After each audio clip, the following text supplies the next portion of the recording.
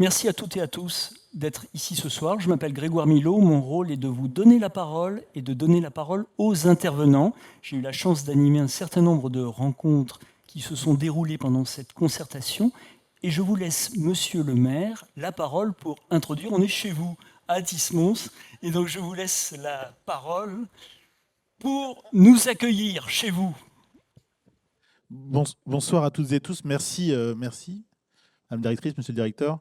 Alors, je vais être très bref pour plusieurs raisons, parce que Virginie Papin me l'a demandé déjà. Et c'est pas, ça ne correspond pas à mes habitudes. Non, très bref, parce que j'accueille, certes, nous sommes sur le territoire de la commune d'Athis-Mons, mais nous sommes aussi avant tout dans la maison aéroport de Paris, sur du foncier aéroport de Paris, qui correspond à un quart de la ville d'Athis-Mons. Donc, voilà, on vit ensemble. Et non, je voudrais vous remercier Aéroport de Paris de l'initiative qui a été prise depuis plusieurs mois maintenant. Et je pense que ce que vous êtes et ce que nous sommes ce soir représente bien la démarche, c'est-à-dire qu'un aéroport ne se pose pas n'importe où, comme ça, au milieu de nulle part, et ne vit pas seul en autarcie. Il vit en lien avec les territoires. Il y a beaucoup d'élus présents, le président de l'intercommunalité, les maires des communes voisines. Il y a les habitants qui sont là, collectifs d'associatifs ou habitants qui, à titre individuel, sont venus aujourd'hui et ce soir à cette réunion. Le monde des acteurs économiques, monsieur le président de la CCI de l'Essonne, qui est présent ce soir. Bref, c'est un écosystème très large qui va bien au-delà d'ADP. Et le défi qui nous a été présenté il y a quelques mois maintenant, c'est comment on vit ensemble dans le respect des uns et des autres, parce que quand on est élu local, territoire, on a besoin de l'aéroport pour l'emploi, mais on aimerait bien ne pas avoir les nuisances qui sont liées à l'aéroport. Pour autant, l'un ne va pas sans l'autre. Donc, il faut qu'on vive ensemble et au-delà de la cohabitation, c'est vraiment vivre ensemble dans le respect de tout ce que nous sommes et de ceux que nous représentons.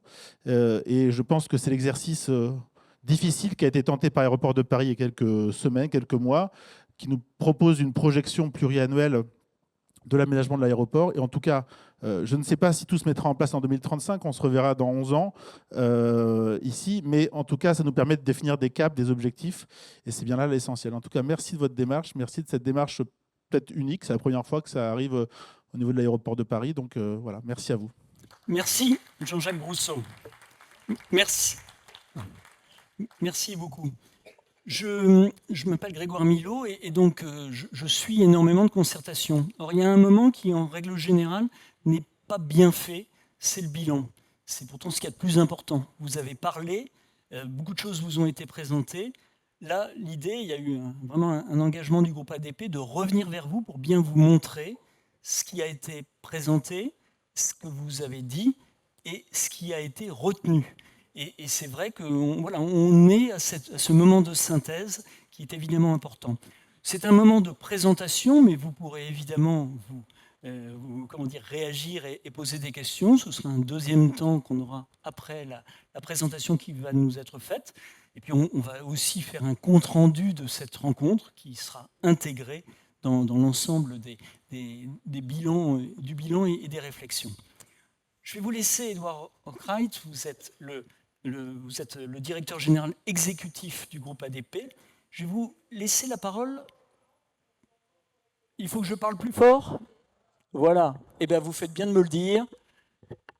Parce que, comme toujours, les histoires de sonorisation, c'est bon, là, tout le monde m'entend ? Eh bien, merci de votre remarque. Edouard Arkwright, vous allez un peu nous présenter, nous rappeler les objectifs du groupe ADP dans cette démarche et nous projeter un petit peu dans l'avenir pour nous montrer ce que vous voyez, comment vous ressentez-vous ce projet Orly 2035. Je vous laisse nous présenter le déroulé de cette concertation et ce que vous avez entendu. Bien, merci Grégoire. Bonjour à tous. Monsieur le maire, merci de nous accueillir. Certes, nous ne faisons qu'un quart, donc vous êtes quand même le maire de l'emprise. Et merci de nous accueillir. Merci, monsieur le président, de votre présence. Et merci à tous les élus et à tous ceux d'entre vous d'être là ce soir. Il y a beaucoup d'équipes d'ADP également. Donc ça permettra de répondre à toutes les questions qui seront les vôtres durant cette soirée. On est donc avec Justine, venu vous présenter, comme on s'y était engagé le 26 février chez vous, madame, à Orly, le résultat de cette concertation. Une concertation, c'est parler, c'est écouter, c'est dialoguer, c'est se respecter. Vous l'avez dit, Grégoire. Une concertation, ça sert à enrichir un projet. Si un projet est figé, ça ne sert à rien de faire une concertation. On va essayer de vous démontrer avec Justine dans quelle mesure le projet qu'on vous avez présenté le 26 février prend en compte un certain nombre des propositions ou des préoccupations que nous avons entendues durant l'ensemble de cette concertation. Cet exercice, merci Monsieur le maire de l'avoir rappelé, cet exercice est nouveau pour Orly. Nous l'avions tenté sur un projet arrêté, défunt, enterré, déprécié financièrement, qui était le projet de Terminal 4 à Charles de Gaulle. Et cette concertation, on l'a conçue aussi en tenant compte de nos erreurs. Et je dis erreurs parce que c'était moi qui portais ce projet et cette concertation. Donc les erreurs, c'était de ma faute. Les erreurs que nous avions pu commettre durant cette concertation. Et notamment la principale, et je commence par ça parce que c'est pour vous rappeler l'esprit de la démarche. La principale, c'est qu'on est venu dans la concertation précédente avec un projet ficelé. Et ce qu'on était allé chercher, c'est les réactions à un projet ficelé.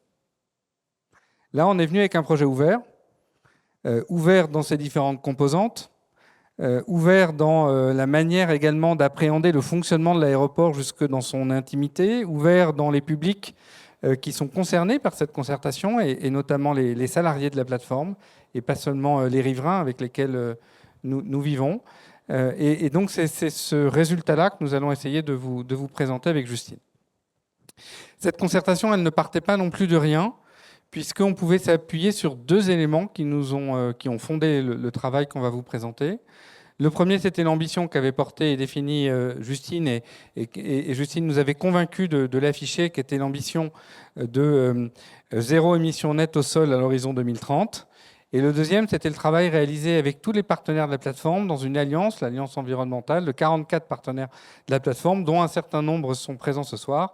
Nos grands clients, à commencer par le groupe Air France, nos grands partenaires, notamment sur les métiers de l'inspection filtrage, de la maintenance, tous les sous-traitants. Vous avez à Orly un écosystème de 30 000 personnes, de salariés qui vivent et travaillent sur cet aéroport. Et c'est les entreprises principales de ces salariés qui s'étaient engagés dans cette alliance. Ce n'était pas une alliance pour une photo ou pour une signature sur une charte. C'est une alliance qui a commencé à produire des fruits visibles en termes de pistes cyclables et d'accès vélo, en termes de réutilisation d'eau, en termes de N-1 moteur pour ceux qui connaissent cette technique, en termes de gestion des déchets, bref, un certain nombre d'opérations très concrètes qui montrent que lorsque nous avions pris cet engagement, ce n'était pas uniquement pour faire joli ou pour préparer le temps d'une rencontre avec notre environnement, mais c'est pour ancrer une démarche qui est une démarche fondée sur des convictions. Cette concertation, alors je veux bien, généralement j'aime bien le faire moi-même, si c'est possible. Merci beaucoup. Donc cette concertation nous a permis d'aller à la rencontre des habitants et de tous les publics que je viens d'évoquer, de chacune et chacun d'entre vous. Et je reconnais dans cette salle un certain nombre de visages que j'avais vus à Orly et que j'avais vus lors de la dernière réunion publique à Chilly-Mazarin. Nous l'avons fait avec deux réunions publiques, les deux que je viens de citer, des actions dites hors les murs, c'est-à-dire des occasions de dialoguer sans que ça soit prévu avec les personnes qui sont là, donc centres commerciaux, stations de RER, stations de tram, et puis les ateliers qui étaient des occasions de rentrer dans le détail sur les 4 axes du projet que Justine reprendra, mais qui sont les accès, l'énergie, le fonctionnement de l'aéroport et notamment la qualité du service rendu à nos clients, compagnies et passagers, et puis la politique immobilière. 104 communes, donc un périmètre extrêmement important, et un nombre de personnes qui se sont mobilisées à la hauteur de ce que nous souhaitions. Si je donne juste un ordre de grandeur, nous avons rencontré ou des réactions de plus de 6000 personnes. C'était exactement le même nombre de personnes sur le terminal 4 de Charles de Gaulle pour 700 communes, 2 régions et 4 départements. Donc on a eu un retour de la part de vous-même et puis de tous ceux qui ne sont pas dans cette salle qui a été extrêmement intéressant, qu'on a vu dans les participants aux réunions publiques. dont certains étaient les mêmes, dans les ateliers plus techniques et puis surtout dans les rencontres que j'évoquais tout à l'heure. Je remercie tous ceux qui ont fait des contributions écrites, à commencer par les acteurs économiques, qui se sont mobilisés dans des cahiers d'acteurs. Et puis le chiffre important pour nous, plus de 10 000 avis. Vous vous souvenez que nous avions proposé des modes de réaction et de participation, y compris par courrier avec une carte T qui avait été diffusée. Et on a eu, vous le voyez, la répartition de ces 10 000 avis, plus de 75% en digital, environ 5% en présentiel, mais quand même 15% via le coupon carte T et 5% via les cahiers d'acteurs.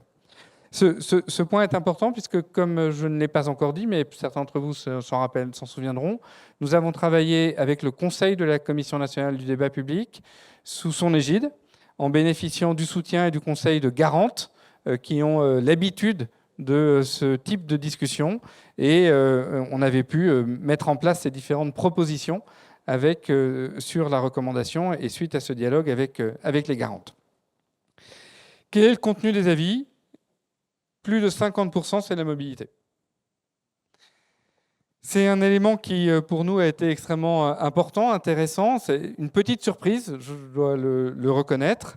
C'est une petite surprise dans la mesure où on aurait pu imaginer que des thèmes adjacents, on y reviendra, hein, même si ce n'était pas le cœur de la concertation, des termes adjacents de type nuisance sonore, de type qualité de vie, de type santé, des sujets qui, pour certains d'entre eux, étaient traités un peu avant dans le cadre de l'exercice conduit par la préfète du Val-de-Marne et l'État sur l'étude d'impact de l'étude approche équilibrée d'Orly. On aurait pu imaginer qu'un certain nombre de ces sujets viennent s'inviter, parce que c'est une préoccupation tellement quotidienne, tellement naturelle, tellement normale, surtout quand on projette le fonctionnement de l'aéroport. Mais on savait bien que cet exercice était conduit en parallèle, et ce qui est formidable, c'est que les participants à la concertation ont justement joué le jeu des sujets propres à cette concertation, sans du tout exclure les autres, avec plus de la moitié sur les mobilités et la fluidité. Et on va revenir dans le détail, mais un point majeur qui ressort, ou plutôt deux points majeurs qui ressortent, l'un en positif qui est l'invitation très forte à intégrer Orlyval dans le projet, et un en négatif, l'invitation très forte, pas très loin d'ici, à supprimer un point d'accès et de rabattement à la plateforme que nous avions pu imaginer. Voilà, c'est évidemment beaucoup plus riche, mais à ce stade, si je vais résumer, c'est principalement ça qui ressort de cet axe. Le deuxième sujet, lui, beaucoup plus technique, était lié à l'énergie, et c'est pourtant le deuxième en termes de contribution. Et là aussi, on reviendra dans le contenu avec Justine, le contenu des propositions. Ce qui est extrêmement intéressant, c'est que la concertation a rejoint le travail que nous avions conduit avec un certain nombre d'acteurs, et notamment les deux le mine de Rungis et la Rived. Et on voit bien qu'il y a un chemin qui est en train de se dessiner, qui n'était pas complètement celui qu'on aurait pu avoir en tête au début de ce travail.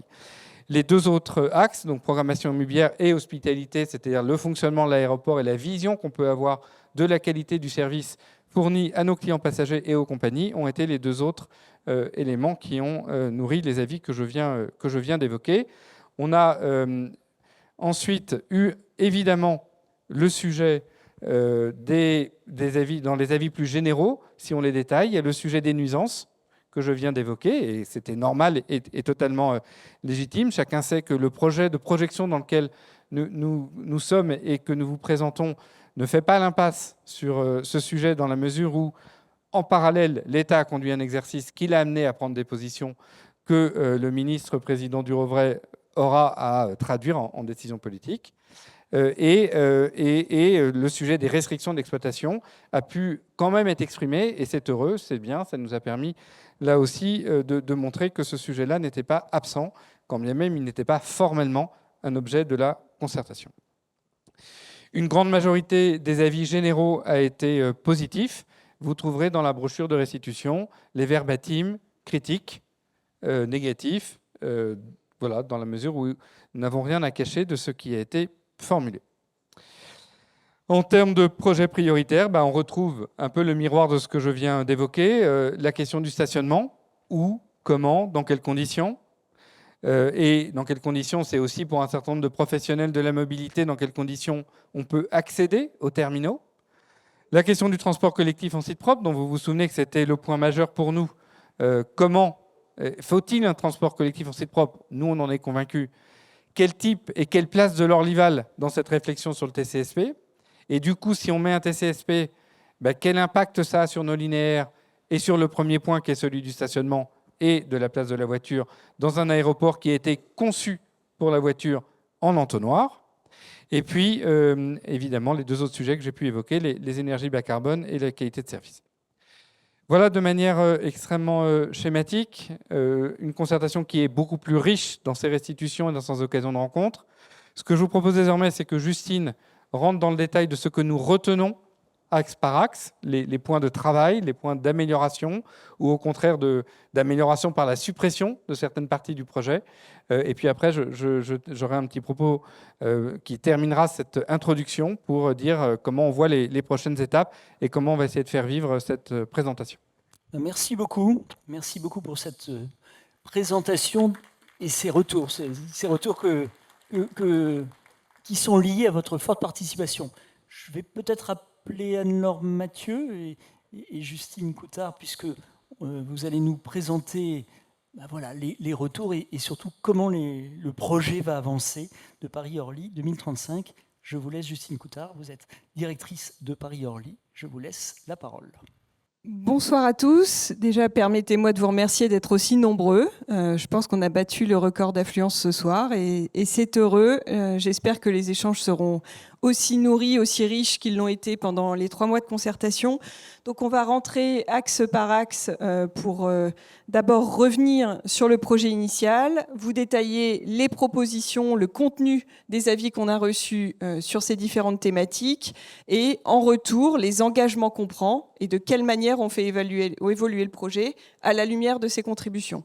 Je vais déjà passer la parole à Anne-Laure sur... non, ça je vais la prendre. Un petit point général pour vous redonner les prévisions d'activité. Donc ça, c'est un élément qui demeure inchangé par rapport à ce qu'on avait présenté dans le dossier de concertation initial. Donc avec des prévisions d'activité sur lesquelles on avait également souhaité faire la transparence, parce qu'il nous paraissait important de se projeter avec vous sur toutes les dimensions de notre activité et de nos aménagements, et donc de vous expliciter également quelle serait l'évolution de notre activité à l'horizon 2035. Et donc, pour rappel, on prévoit effectivement qu'à cet horizon, il y a une stabilisation du nombre de vols par rapport à 2018. Et donc, on prévoit qu'à l'horizon 2035, on sera à peine au niveau de 230 000 mouvements, qui était celui qu'on avait enregistré avant la crise Covid en 2018.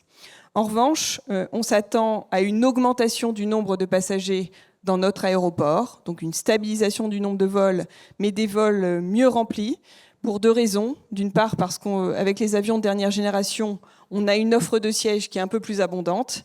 Et puis par ailleurs, c'est un effet aussi de la recomposition de notre trafic et le fait que les créneaux sont davantage utilisés aujourd'hui pour du trafic international, européen, que pour du trafic domestique. Et donc tendanciellement, les avions sont plus remplis qu'ils ne l'étaient auparavant, ce qui explique la décorrélation entre ces 2 courbes et le fait qu'on prévoit une augmentation du nombre de passagers dans une proportion de 16% par rapport à 2023.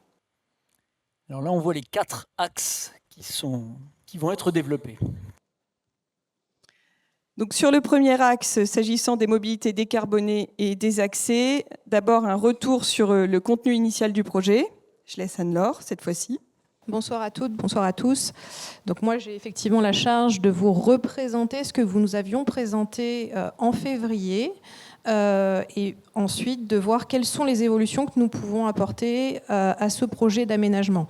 Alors, la révolution sur Orly, qui, comme l'a dit Édouard, était prévue pour essentiellement la voiture, c'est que nous allons capitaliser sur la chance que nous avons d'avoir un pôle multimodal avec l'arrivée de la ligne 14 et d'une grande gare routière.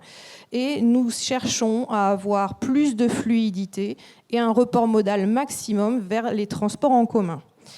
Le défaut, malgré tout, de la plateforme, c'est que cette plateforme, une fois qu'on est un salarié et que nous arrivons potentiellement par les transports en commun sur la gare multimodale, eh bien, nous avons des déficits de transport interne pour pouvoir relier nos zones d'emploi. Donc ça, c'était l'un de nos premiers constats. Le deuxième, c'est que nous voulons également qu'un maximum de clients voyageurs puissent venir en transport en commun. Donc pour ce faire, nous avions besoin de créer de la place au contact des terminaux pour faire passer un transport en commun en site propre au sein de l'aéroport pour relier le pôle multimodal, les zones d'emploi et évidemment les terminaux.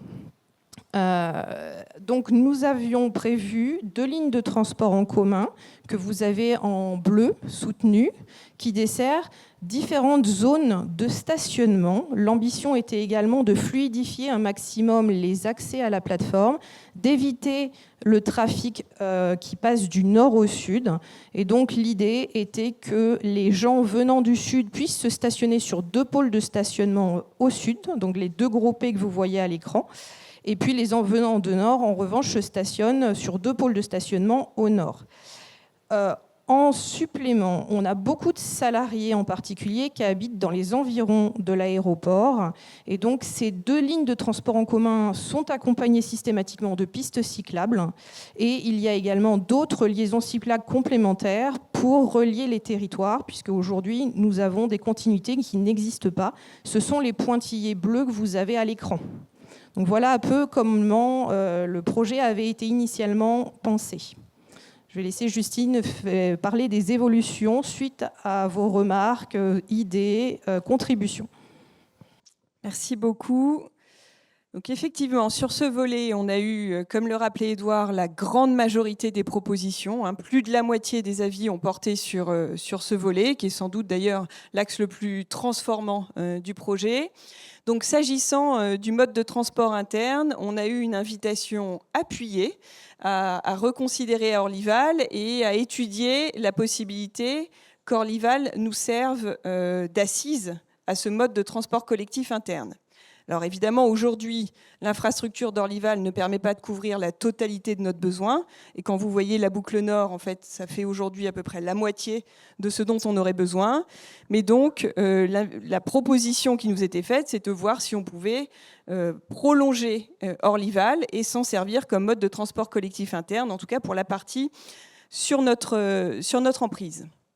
Une autre demande qui nous a été faite, c'est d'envisager également un prolongement de ce transport collectif interne à l'est de la plateforme, et tout particulièrement à Villeneuve-le-Roi, en nous invitant à considérer justement les communes de l'ouest et de l'est de l'aéroport, qui aujourd'hui sont les moins bien desservies et qui pâtissent en fait d'un axe structurant nord-sud de l'aéroport et qui du coup sont moins bien desservies que les communes du nord et du sud par l'offre de transport collectif. Donc ça a été l'une des demandes, c'est que la boucle sud, on puisse la prolonger à l'est pour aller jusqu'à Villeneuve-le-Roi. Sur le volet des pôles d'accueil, donc plusieurs remarques pour nous demander de reconsidérer le pôle d'accueil qu'on avait prévu à proximité de la RN7, juste à côté du Concorde, justement avec la crainte que le fait de créer une zone de stationnement dans un emplacement aussi congestionné aujourd'hui surajoute au phénomène d'embouteillage et de congestion routière qu'on a sur cette zone, et donc de voir si ce pôle d'accueil était vraiment indispensable. On nous a également invités à proposer un maximum de services dans ces pôles d'accueil, pour ne pas en faire de simples parkings, des zones d'emport et de dépose minute, mais aussi des lieux où on peut déposer son bagage, enregistrer son bagage de soute et s'en libérer pour la suite du trajet, qu'il puisse y avoir des sanitaires, des commerces, des informations sur les vols, sur les transports en commun, bref, qu'on puisse faire de ces pôles d'accueil de véritables portes d'entrée de l'aéroport. On nous a également demandé de construire une tarification qui soit suffisamment attractive pour limiter le phénomène des parkings sauvages qui a tendance à fleurir un peu partout dans les communes limitrophes. Donc c'est un sujet effectivement dont on est également partie prenante. On a déposé des contentieux aux côtés de plusieurs collectivités pour essayer de lutter contre ce phénomène. Et donc l'invitation nous était faite de bien faire attention à la tarification de ces parkings pour essayer justement de juguler ce phénomène. Sur l'accès au contact du terminal, là les professionnels, taxis et VTC, ont été nombreux à s'exprimer pour demander un maintien de la dépose et de l'emport au contact direct du terminal et de demander que leur activité ne soit pas elle aussi située dans les pôles d'accueil, au large, mais qu'ils puissent continuer de l'accès direct au terminal. Il y a également eu une demande plus générale de la part de plusieurs publics qu'on fasse bien attention à nos passagers les plus sensibles, les familles, les personnes en situation de handicap, les seniors, pour qu'ils puissent là aussi continuer à accéder au contact de l'aérogare. Beaucoup de contributions enfin sur les pistes cyclables. C'est un sujet qui a suscité beaucoup d'avis, notamment au cours des ateliers thématiques, avec une demande très forte, une incitation à ce qu'on continue le développement des pistes cyclables et surtout à ce qu'on veille à la cohérence du tracé avec les collectivités alentours pour avoir un plan des pistes cyclables qui ait du sens à l'échelle territoriale et pas seulement à celle de la plateforme. Donc en réponse à ces différentes propositions, on a pris plusieurs engagements. Je reprends ma zapette.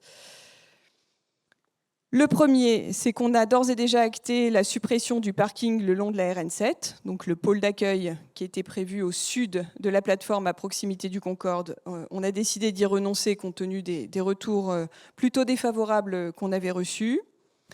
On se propose de lancer, avec le mine de Rungis, une étude sur les enjeux de mobilité de nos salariés en horaire décalé, en faisant le constat commun qu'on a beaucoup de salariés qui commencent leur prise de service vers 3h30, 4h, qui n'ont donc pas d'offre de transport collectif public à leur disposition et qui a donc matière à réfléchir à une offre de navettes de ramassage dans les communes sur lesquelles on a le plus de salariés en commun qui habitent.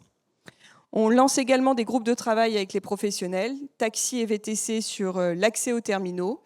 Donc on accueille leurs propositions de pouvoir continuer à bénéficier d'un accès direct au terminal et on va réfléchir conjointement en contrepartie à ce qu'on peut solliciter en termes d'engagement, en qualité de service, en disponibilité des taxis, en nombre suffisant de vannes pour accueillir nos passagers, familles et en situation de handicap, parce qu'aujourd'hui, on fait face à un déficit de ce type de véhicules.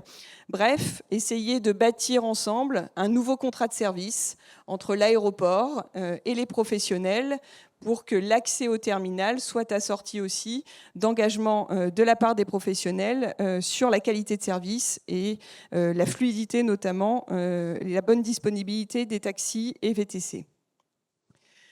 On se propose également de lancer une étude avec IDFM sur la réutilisation d'Orlyval. Plus exactement, IDFM avait prévu d'engager une étude à la fin de l'année sur l'avenir d'Orlyval, et notamment tournée vers la desserte intercommunale. On a proposé à IDFM d'être partie prenante de cette étude pour justement essayer d'étudier également la réutilisation d'Orlyval pour nos besoins internes. Et donc, on accueille là aussi votre proposition et on l'intègre dans nos travaux pour voir si Orlyval peut répondre à nos besoins en termes de capacité, de fluidité, de fréquence. Et on s'emploie à étudier ce scénario avec IDFM. À l'horizon de l'année prochaine, on présentera également avec les communes riveraines la totalité de nos propositions en matière de pistes cyclables. Et là, on pense qu'il peut y avoir de l'intérêt à ce qu'on fasse une présentation conjointe pour bien montrer la cohérence au plan territorial de tout ce qu'on a prévu de bâtir.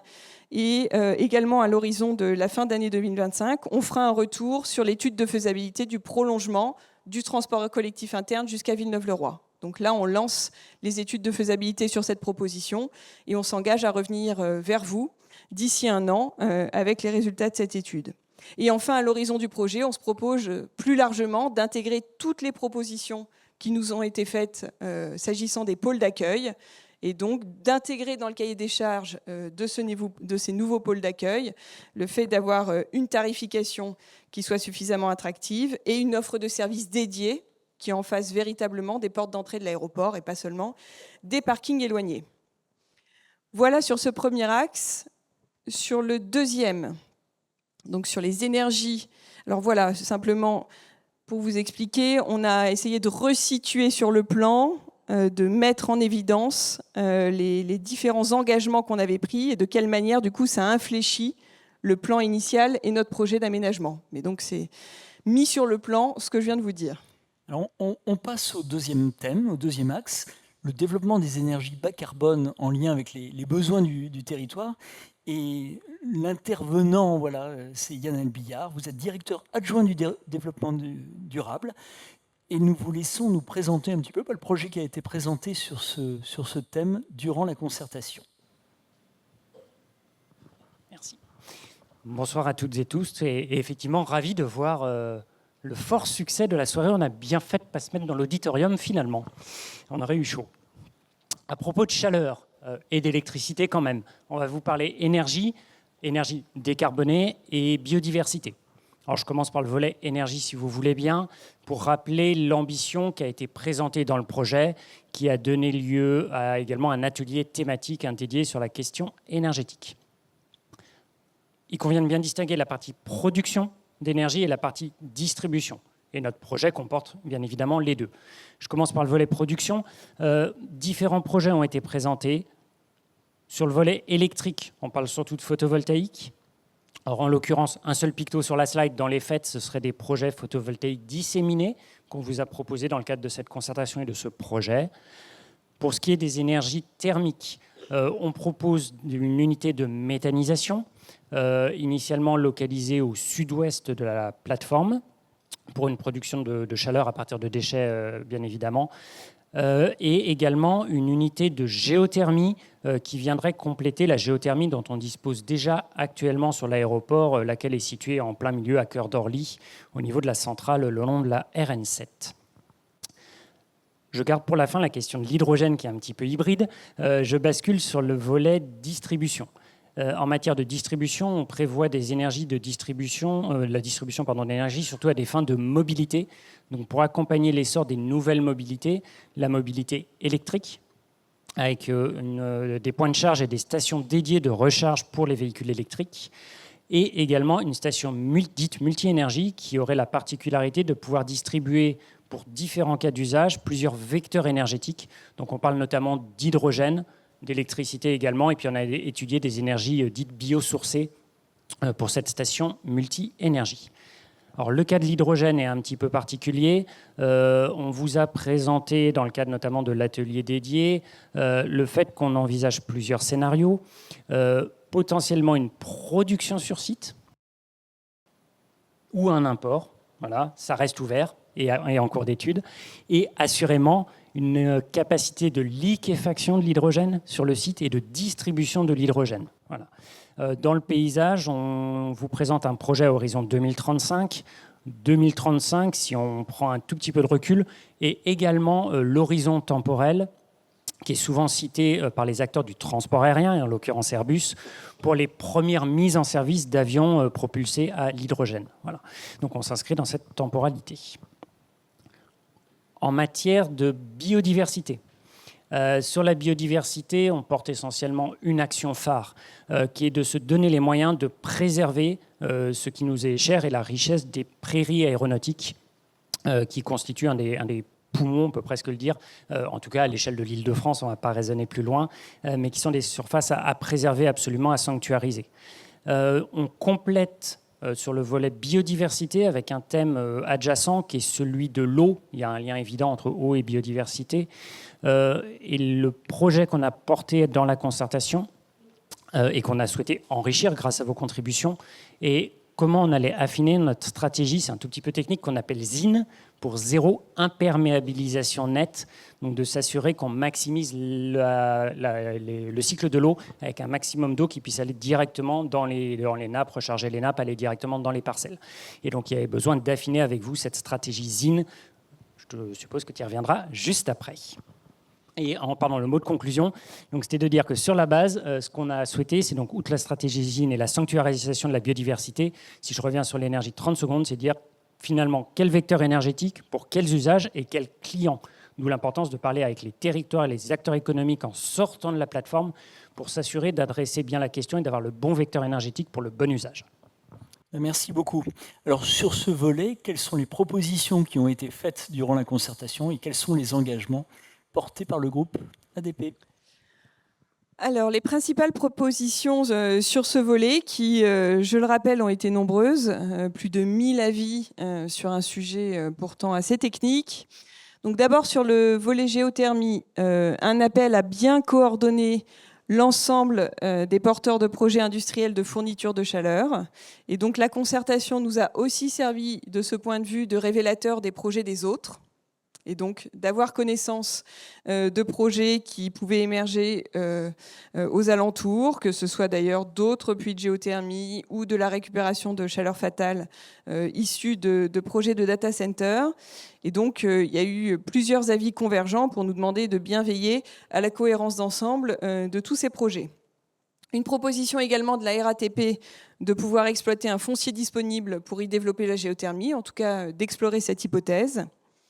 S'agissant de la méthanisation, une demande de revoir l'implantation du méthaniseur qui, comme le rappelait Yanaël, était plutôt à ce stade situé du côté de Morangis. Donc revoir cette implantation pour limiter le plus possible les flux routiers et puis également veiller à ce que ce ne soit pas trop proche des habitations. Et puis, de manière générale, beaucoup de propositions, d'expressions d'intérêt, en tout cas pour le partenariat d'écologie industrielle qu'on a signé avec le mine de Rungis. Et plusieurs acteurs économiques nous ont fait part de leur intérêt pour participer à ce type de démarche et explorer avec eux s'il y avait matière à nouer des partenariats de ce type et travailler sur nos intrants, sur nos déchets, pour voir si on pouvait fonctionner en circuit court également avec d'autres acteurs du territoire. S'agissant de la biodiversité, c'est un sujet qui a également beaucoup intéressé. Et donc, on a recueilli des avis visant à aller plus loin encore dans la sanctuarisation de la biodiversité aéroportuaire, de favoriser le plus possible les corridors écologiques et donc d'aller là aussi dans une logique hors les murs et donc d'aller travailler sur la préservation de ces continuités avec les communes environnantes et travailler sur des projets de reboisement, de revégétalisation des espaces. Également un appel à ce qu'on puisse réduire le plus possible les éclairages nocturnes, là aussi pour travailler sur la trame noire et donc veiller à la protection de la biodiversité de ces pollutions lumineuses.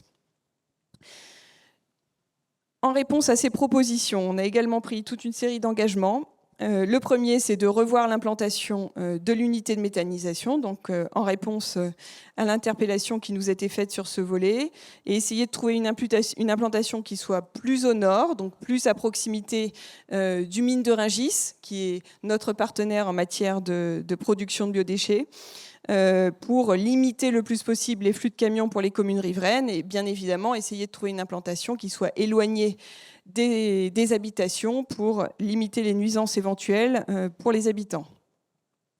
On prévoit d'ici quelques semaines de présenter les conclusions de l'étude sur zéro imperméabilisation nette dont parlait Yanaël. Donc ça, on s'engage à pouvoir revenir vers vous avec le détail de cette étude et notamment du potentiel de réinfiltration des eaux pluviales à la parcelle. À l'horizon de novembre 2024, on se propose de renouveler nos labels Aérobio et Éco-Jardin pour ancrer dans la durée nos démarches de protection de la biodiversité, que ce soit la faune ou la flore.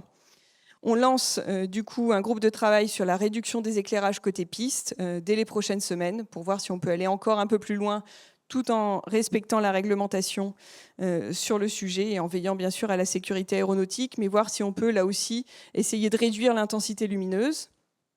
On poursuit nos travaux sur le projet de méthanisation avec la Rived et avec le mine de Rungis. Donc on a déjà réalisé une première étude de préfaisabilité et on se propose de poursuivre avec nos partenaires sur cette lancée. On a signé également avec la Fondation Paris-Saclay un partenariat. On est devenu membre fondateur de la Fondation, ce qui nous permet de pouvoir bénéficier de la première chaire consacrée à la captation carbone dans un milieu aéroportuaire en France. Donc très concrètement, ça signifie qu'on aura des étudiants, des chercheurs qui seront mis à notre disposition pour travailler sur la captation carbone à Orly. Et donc, ça sera évidemment très précieux de pouvoir travailler sur nos cas d'usage, nos besoins, et de les faire travailler très concrètement sur place.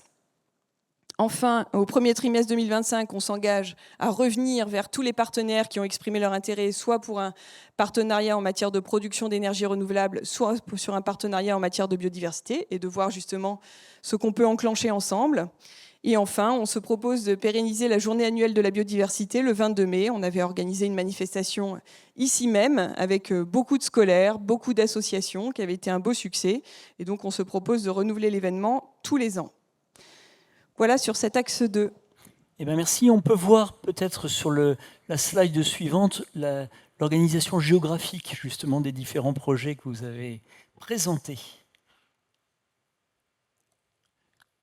Alors on va passer au troisième thème, celui de, vous l'avez cité tout à l'heure, de l'amélioration de l'hospitalité et la qualité de service de l'aéroport. Et Nathalie Chailly, vous êtes directrice du process passager de Paris-Orly. Nous vous laissons nous présenter ce qui a été présenté durant la concertation. Merci. Bonsoir à tous. Alors, j'ai effectivement le plaisir de rappeler le point de départ de cette concertation sur un axe majeur pour le groupe ADP et plus généralement pour un aéroport. Évidemment, pour nous, donc, ce qui va être central, c'est l'expérience de nos passagers, c'est effectivement la fluidité sur nos parcours. Et pour ça, le projet, en fait, se propose d'améliorer cette qualité de service avec des infrastructures et notamment une salle d'embarquement, donc, que vous voyez sur le plan, assuré, qui fait la continuité d'Orly 2, qui aujourd'hui est en fait le barycentre de notre activité, où principalement nos passagers en fait ont un passage quasi obligé. L'idée, c'est d'aller proposer une salle d'embarquement qui permette à des points de stationnement au large d'être effectivement rejoints par une passerelle. Et donc, les passagers n'auront plus à utiliser un bus pour se rendre à leur avion, mais utiliser cette infrastructure. Avec la mise en place de cet aménagement, on se propose d'aller encore plus loin, donc pour proposer des parcours inclusifs et donc des aménagements qui vont permettre aux personnes en situation de handicap d'avoir des installations dédiées. On se parle notamment de salles de change, donc ce sont des salles qui sont mises en place sur les parcours pour des personnes avec des handicaps lourds et qui peuvent effectivement avoir en toute intimité des infrastructures dédiées. On se parle aussi de quiet room ou salle de repos, salle de détente. Donc là, on vise plutôt en fait des passagers qui ont effectivement des difficultés sensorielles et qui, après des étapes complexes sur leur parcours, ont besoin de repos et d'avoir un espace qui effectivement les apaise. Donc l'ensemble de ces éléments ont été partagés à la concertation et dans ce projet, nous avions aussi proposer des aménagements sur nos postes avions, donc en particulier les postes déjà existants au large que nous transformons au contact, pour qu'ils soient en capacité d'accueillir tous les engins de piste qui soient décarbonés. Et là, on vient également travailler sur un autre axe de cette concertation qui est la décarbonation et effectivement cet objectif de zéro net en 2030. Voilà. Merci beaucoup. Quelles propositions, quels engagements? Alors, une première proposition, plutôt une demande, c'était qu'on s'engage bien formellement à ce que les 6 postes avions créés au contact, donc autour de cette jetée d'embarquement, ne soient pas des postes supplémentaires, mais bien des postes au large, c'est-à-dire qui sont aujourd'hui reliés par bus, qu'on convertit en postes au contact. Donc là, la demande était assez claire, c'est qu'on ne recrée pas subrepticement des capacités avions supplémentaires et qu'on s'engage à ce que ce soit uniquement de la conversion. Par ailleurs, on a eu beaucoup d'avis favorables sur ce volet, avec toutefois l'expression quand même d'un besoin d'amélioration des parcours dès aujourd'hui. Et donc on a eu beaucoup de propositions en ce sens, que ce soit sur les temps d'attente, sur la fluidité des parcours, sur l'engorgement de certaines salles d'embarquement, notamment la salle Orly 1B qui a la caractéristique d'être très exiguë, et puis aussi sur la diversité de l'offre de restauration. Et puis un axe très structurant qui est ressorti à l'occasion de nos échanges, c'est la demande de disposer de davantage d'équipements, d'infrastructures, de services pour les familles, et notamment pour les enfants en bas âge, en tirant les conséquences du fait qu'on a une clientèle qui est de plus en plus familiale. On est un aéroport qui est de plus en plus orienté vers du trafic loisir, donc avec beaucoup de passagers qui voyagent en famille, et qu'il faut donc qu'on en tire les conséquences aussi sur nos parcours, sur nos infrastructures et sur nos équipements. Et enfin, une demande, là aussi, d'aller encore plus loin en termes d'hospitalité pour tous les passagers qui nécessitent une attention particulière, qu'il s'agisse des personnes en situation de handicap ou des seniors. Sur ce volet également, on a pris une série d'engagements. Le premier, d'ores et déjà acté, c'est qu'on réaffirme le fait que les 6 postes avions sont bien transférés au contact, qu'il n'y a pas de recréation de postes avions à cette occasion. On a décidé également de pérenniser le comité consultatif des personnes en situation de handicap qu'on avait créé il y a à peu près 1 an au niveau du groupe ADP pour la préparation des Jeux paralympiques, donc qui réunit des associations représentatives des différents handicaps, des spécialistes du voyage pour les personnes handicapées, qui nous a été très utile, qui nous a servi vraiment de caisse de résonance sur les demandes, les attentes, de réaction aussi sur les différentes propositions qu'on pouvait faire, de priorisation de ces actions. Et donc, on souhaite pouvoir continuer cette collaboration qui a été vraiment fructueuse. On propose du coup de prendre la balle au bond et de lancer rapidement, dès ce mois-ci, une réflexion sur un plan famille pour avoir vraiment des espaces, des équipements, des services dédiés aux familles et renforcer cette offre à Orly. Et enfin, on a également décidé de bien mettre en exergue tous les projets de réaménagement, de rénovation qu'on va faire à l'intérieur des murs au cours des prochaines années. Donc sans attendre la nouvelle salle d'embarquement, tous les réaménagements qu'on va faire, donc avec 2 réflexions qui sont lancées dès ce mois-ci également, l'une sur l'élargissement de la salle d'embarquement d'Orly 1B, qui est aujourd'hui vraiment la plus contrainte, une autre sur le réagencement de la zone d'enregistrement d'Orly 3. La zone publique d'Orly 3 est elle aussi souvent assez encombrée pendant notamment le pic de l'été. Et puis, il y a 2 gros chantiers qui ont déjà commencé et qui seront livrés en totalité à l'horizon 2025-2026. D'une part, la rénovation des portes d'embarquement d'Orly 3, qui a déjà démarré avec des assises complémentaires et qui va se poursuivre. Et puis la refonte de toute l'offre de commerce d'Orly 4 en zone réservée, qui là aussi a commencé, mais qui va se poursuivre au cours des prochaines années. On va voir, je crois, justement une illustration d'Orly demain avec les galeries parisiennes d'Orly 4. Donc commerce, voilà, qui vont être sur le site. Et de même, on va voir sur la slide suivante la répartition géographique de ce que vous nous avez présenté. Voilà, donc un engagement, enfin des engagements et une évolution caractérisée sur ce volet que vous nous avez présenté. Et merci pour votre présentation. On va passer au thème suivant, qui est là lié au développement de l'offre immobilière sur le site. Et on le fait avec vous, Anne Maïkowski. Voilà, vous êtes directrice adjointe de l'immobilier du groupe ADP. Je vous laisse la parole pour nous présenter ce qui a été présenté durant la concertation. Merci beaucoup. Bonsoir à toutes et à tous. Donc, initialement, quand on a lancé la concertation, on a partagé avec vous notre ressource, c'est-à-dire que on a pu définir les 80 hectares disponibles sur lesquels il pouvait y avoir du développement immobilier. Mais quel développement ? En lien notamment avec les territoires, un territoire d'industrie, donc une réindustrialisation, mais laquelle, avec bien entendu une alerte par rapport au livret 1 sur la question des flux routiers. Donc l'idée, c'était de pouvoir bâtir une réflexion globale sur cette programmation. Demain, Orly, c'est un hub multimodal avec la ligne 14 déjà qui est arrivée au mois de juin. Plus tard, la ligne 18, donc en lien avec Paris-Saclay. Donc c'est un territoire ultra connecté. Et donc cette ressource, notre foncier, quels produits immobiliers on a en capacité de développer, mais qui peuvent aussi servir aux salariés du groupe, aux salariés de la plateforme, mais également aux riviens et en lien avec les territoires. Donc nous avons mené 2 ateliers. Un premier atelier qui était plutôt global pour justement essayer de réfléchir ensemble, partager quelles sont ces dynamiques, quelles sont les programmations utiles pour les collectivités, pour les riverains, et que ça a un sens aussi. Alors, un développement immobilier réussi, c'est aussi connecté au marché. Donc ça, c'est extrêmement important. Mais on ne peut pas le faire non plus sans cette dynamique territoriale. Et puis, il y a eu un second atelier où là, on a un peu plus zoomé sur le nord de la plateforme, parce qu'il y a un grand projet urbain qui se développe sur la commune d'Orly et la commune de Thiais.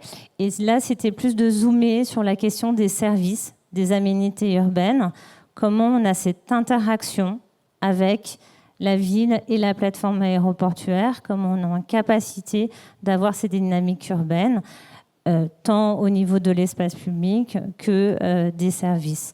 Et là, c'est vrai qu'on a eu de nombreuses idées. Et donc, je vais laisser Justine vous les présenter. Merci beaucoup. Merci Anne. Donc effectivement, beaucoup de propositions qu'on a essayé de résumer de manière synthétique, mais vous verrez dans le bilan complet qu'il y a beaucoup de verbatim et des propositions bien plus nombreuses que la synthèse qu'on vous en fait ici. D'abord, une demande très forte de réserver du foncier pour créer un pôle industriel qui puisse répondre aux attentes des territoires tout en veillant à limiter les flux logistiques. Bon, c'est dans la résolution de cette injonction paradoxale qu'on verra si on a complètement réussi ou non. Mais effectivement, en tout cas, un appel à ce que notre foncier puisse servir à cet objectif de réindustrialisation, mais en veillant notamment à préserver aujourd'hui les communes qui sont les plus touchées par les flux routiers.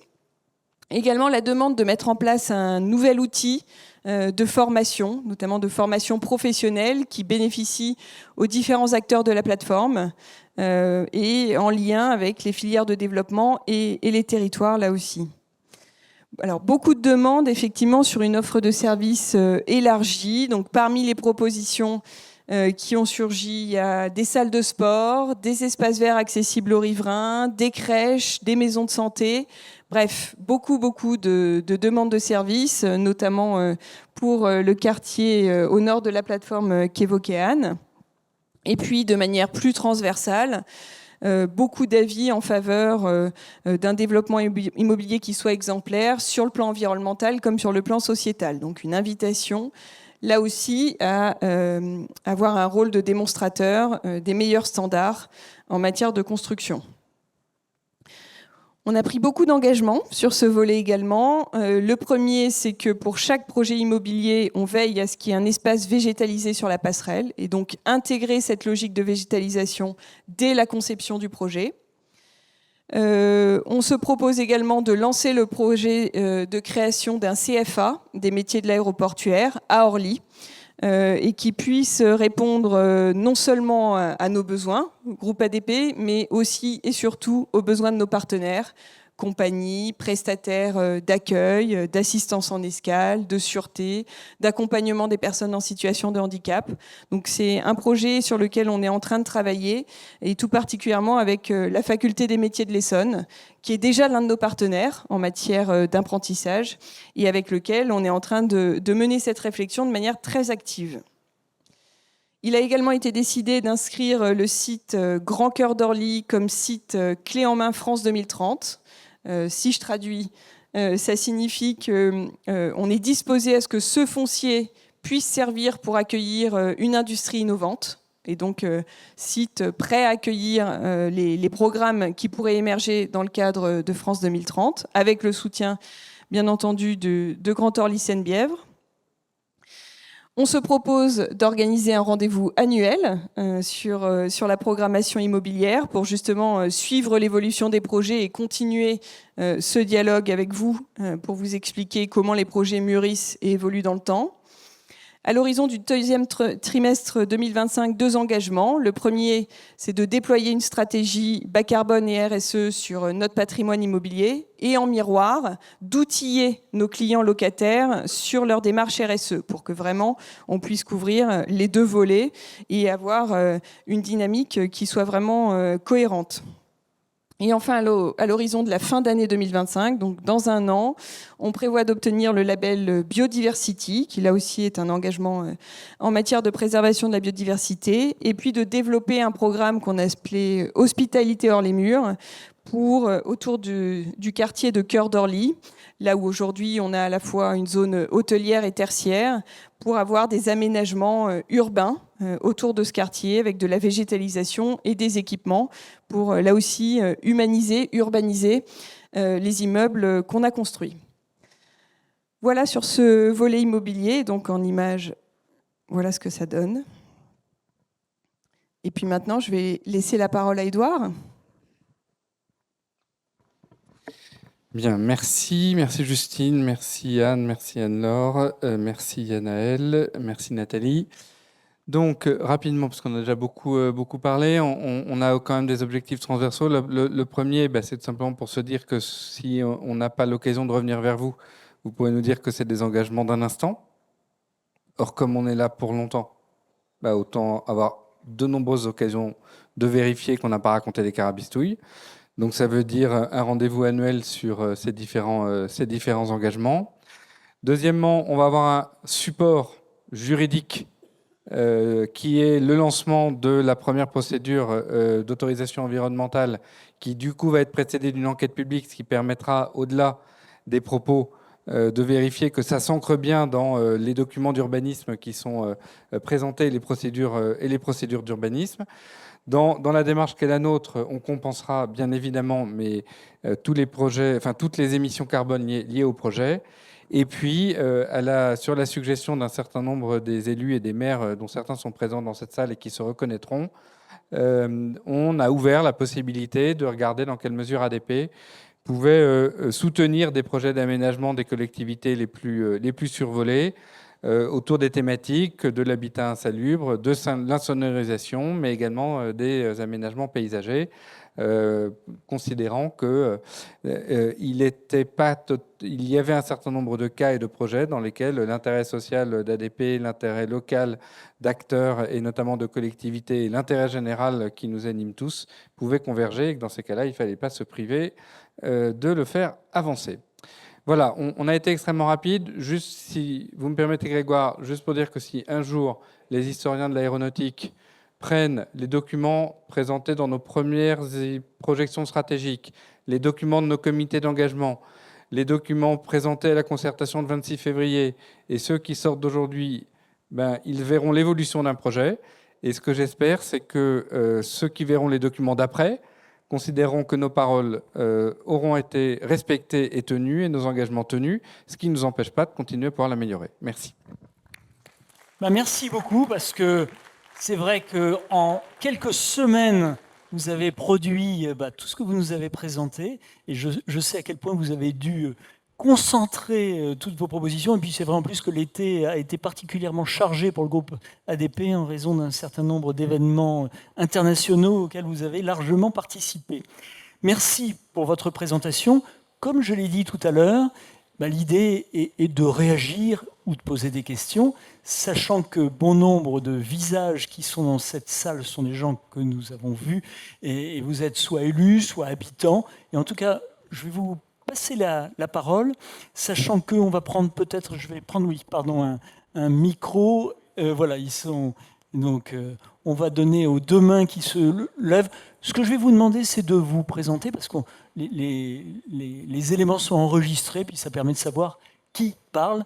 On commence avec vous. Je vous propose qu'on prenne 3-4 questions, comme ça permettra, pourquoi pas, de créer des liens entre les questions et de répondre ensuite. À vous, monsieur. Alors, bonsoir, Julien Hirondelle comme l'oiseau qui fait le printemps. Alors, il faut parler un petit peu plus fort. Vous m'entendez là, comme ça? Ouais, bon, c'est mieux. Julien Hirondelle comme l'oiseau qui fait le printemps, mais il n'y a pas le H. J'ai fumé le H, je ne fais pas le printemps, mais je ne perds pas le nord. Ça y est, vous avez compris? Désolé. Non, mais je suis très heureux d'être ici parce que c'est la première fois que je vois une réunion publique sur un débat public comme ça. Je ferme la parenthèse sur le Grand Paris. Pardon. Je suis le président de l'association Orlyval pour tous. Nous avons lancé ça en janvier 2020. On avait un peu de temps libre avec des amis ingénieurs, polytechniciens dans le ferroviaire. Et quand on a appris aux Journées du patrimoine que Orlyval allait être fermé pour 140 millions d'euros de démantèlement, on a dit de lancer cette association. C'est une association qui est créée en bonne et due forme. Je suis membre depuis 2017 du conseil d'administration de Courbe, qui a 30 ans d'existence sur RB, et Plus de Train, donc qui est un membre chez nous. Nous avons créé avec Plus de Train et Courbe l'association Orlyval pour tous. Pourquoi? C'est fondamental pour la pérennisation du RERB. Mais quand la ligne 14 est en panne, c'est pas mal non plus d'avoir quelque chose qui fait le lien entre les deux. Nous avons travaillé pendant 4 ans. On a eu une matière première que nous avons pu présenter à l'association ADOV en janvier 2020. J'avais droit à 20 minutes. Ce n'est pas moi qui ai été bavard, ça durait 60 minutes. Il y avait des élus d'entreprise. Moi, je suis un entrepreneur, je crée des richesses. Si vous voulez les distribuer, il n'y a pas de problème, du moment que c'est fait à bon escient. Donc on raisonne comme ça. On est un peu con. Et on s'est dit, il nous manque des arguments. Et le 24 juin 2024, nous sommes allés voir l'inauguration et on s'est comporté comme des touristes qui arrivent. non seulement l'Orlyval, on peut le pérenniser, mais on pourrait même le prolonger. Donc phase 1, rajouter des stations, mais on est très gourmand, puisqu'on s'est créé des richesses, donc on peut les dépenser plus facilement. Une station supplémentaire à Croix-de-Berny, Brantony, vous la connaissez. Chemin RRC Antony, c'est le projet. Vissou, je ne vois pas Florian, pour une fois, une station. Rungis, bien desservi. Et là, je vais plus loin. Orly 1-2, ex-Orly-Ouest, je suis de la vieille génération. Il y a un truc qui n'existait pas, inauguré en 2019, Orly 3. Et quand je me suis dans la peau du touriste qui arrive à Orly 3, qu'il arrive en départ, en arrivée ou par la ligne 14, mais pourquoi l'Orlyval ne dessert pas Orly 3 ? Avant, ça n'existait pas. Eh Julien, il y a un moyen pour... Et monte dans le parking, là. On va au P6. On peut voir les avions décoller. Depuis que les terrasses, à cause de l'attentat, sont supprimées, tu vas au P3, au parking P3. Tu montes au 6e. Ah ouais, dis donc.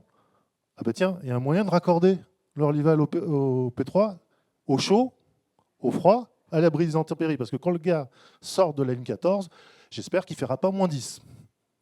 On peut mettre un cube en verre et rattraper le coup. Ça, ce sera plus tard. Mais rajouter une station, on va aller encore plus ambitieux, parce qu'il fut un temps, on a étudié des gares TGV souterraines. Il y avait 4 scénarios, 2011. 3500 rapports de perso que j'ai lus. Au lieu de faire du foot ou du golf, je lis les rapports du Grand Paris. Et il y avait une étude de gare TGV à Pont-de-Rungis. Et comment le Pont-de-Rungis était raccordé à l'aéroport d'Orly ? Par l'Orlyval. Donc, phase 1, on rajoute toutes ces stations jusqu'à la gare TGV, 350 millions d'euros. Je prends les paris. À elle seule, elle dépassera Marne-la-Vallée et Roissy. Et enfin, je finis, monsieur. C'est un projet à 1 milliard, donc ça vaut le coup. Et je vous expliquerai comment l'avoir. On peut prolonger l'Orlyval jusqu'en desservant toutes les villes desservies par le RRC. Donc, elles n'ont pas perdu leur gare, sauf qu'elles vont avoir un Orlyval tous les 3 minutes et pas un RRC toutes les demi-heures ou les quarts d'heure, quand ça veut, en utilisant la voie des primeurs. Je pense que ça mérite du temps. Je suis prêt, j'ai vu Madame Mathieu tout à l'heure, à exposer ça, puisque de toute façon, ça a été déjà exposé. Et nous faisons une grande réunion publique. Ce n'est pas moi qui vais lancer ces invitations, c'est des députés de l'Assemblée nationale. Suite au prochain numéro. Merci de votre attention. Eh ben, merci pour votre récit. À vous, monsieur, avec la présentation. Vous avez un micro ? On vous le transmet. Bonjour à tous, Jean-Luc Touly, conseiller municipal de Vissou d'opposition. Alors, un petit peu plus fort pour... Alors, là vous m'entendez mieux. Donc, ouais, Jean-Luc Touly, conseiller municipal d'opposition de la ville de Vissou et membre du collectif associatif Montjean. Une remarque rapide, mais ça a été dit. Nous félicitons que vous participez au maintien dans l'Orlyval. Simplement, la question, c'est est-ce que IDF Mobilité aura l'argent suffisant du fait de l'endettement de la France et des positions du gouvernement. Il faut faire des économies, donc, mais nous espérons que l'Orlyval se maintiendra avec les différentes gares échelonnées sur Antony, Vissou et Rungis-la-Fraternelle. Ma question porte sur un slide où vous avez parlé du data center, qui d'ailleurs fait l'objet d'une contestation de l'opposition et de plus de 1000 personnes sur le fait qu'il est en plein centre de la ville, que c'est géré par Cyrus One, Amazon, une entreprise absolument... je n'ai pas besoin de développer, qui ne veut pas récupérer la chaleur parce qu'il faut le financer et ça coûte 1,5 million d'euros par kilomètre. Donc si vous avez l'intention de financer le réseau de chaleur du data center jusqu'à l'aéroport, on en serait content. Mais est-ce que vous êtes d'accord pour le financer ? Ça m'étonnerait. Et deuxièmement, il y a le problème de l'électricité. Vous avez parlé d'énergie électrique. Ça consomme 9 fois la consommation de Vissou. Et pour se raccorder au pylône à haute tension, il faut traverser la ville de part en part. Donc le data center, mais pas qu'à Vissou, il faut faire attention. C'est vraiment une plaie, même si on en a besoin, mais il ne faut pas les installer n'importe où, n'importe comment. Et un député, Jérôme Diedge, et un sénateur, Cambon, nous aident dans cette démarche face, malheureusement, à l'inertie ou à l'incurie du maire de Vissou. Merci. Merci pour votre témoignage. Allez, deux, trois autres mains qui se lèvent. Eh bien, s'il n'y a pas de main qui se lève pour l'instant, ça vous permet de répondre à ces deux remarques ou questions. Je vais répondre rapidement parce qu'il n'y a qu'une seule question. Donc, Orlyval, on a été assez clair. On a l'occasion publiquement fait un point de presse avec Justine ce matin qui a été l'occasion de dire à un certain nombre de journalistes ce qu'on vous a dit ici, de façon aussi claire que possible. Il faut bien avoir en tête, pour tous ceux qui ont suivi Orlyval, que nous, on va l'intégrer, comme l'a dit Justine, c'est-à-dire pour le fonctionnement de la plateforme. Et on va l'intégrer dans la perspective qu'il peut servir au-delà du fonctionnement de la plateforme. Voilà, ce qui fera écho à vos projets et à vos propos, monsieur, mais également aux prises de position d'un certain nombre d'acteurs, à commencer par vous, monsieur le maire. Ça, c'est sur l'Orlyval. Donc, je pense que ce sujet-là, on n'est pas fini d'en entendre parler, mais peut-être que cette concertation nous aide aussi à continuer à en entendre parler et de joindre notre voix à ceux qui, depuis longtemps, en parlent. Donc, Orlyval, j'ai répondu également à votre remarque, monsieur. Sur le data center. Bon, nous, on n'est pas gestionnaire de data center. On voit un certain nombre de collectivités porter des projets de data center. Notre responsabilité n'est pas d'avoir un avis sur un data center ou pas d'avis sur un data center. Ce qu'on peut dire, c'est que l'existence d'un data center peut présenter des utilités et que la proximité de l'aéroport rend encore plus intéressant, dans certains cas, l'existence d'un data center. Et je ne le dis pas à Vissou, je le dis d'abord à Dugny.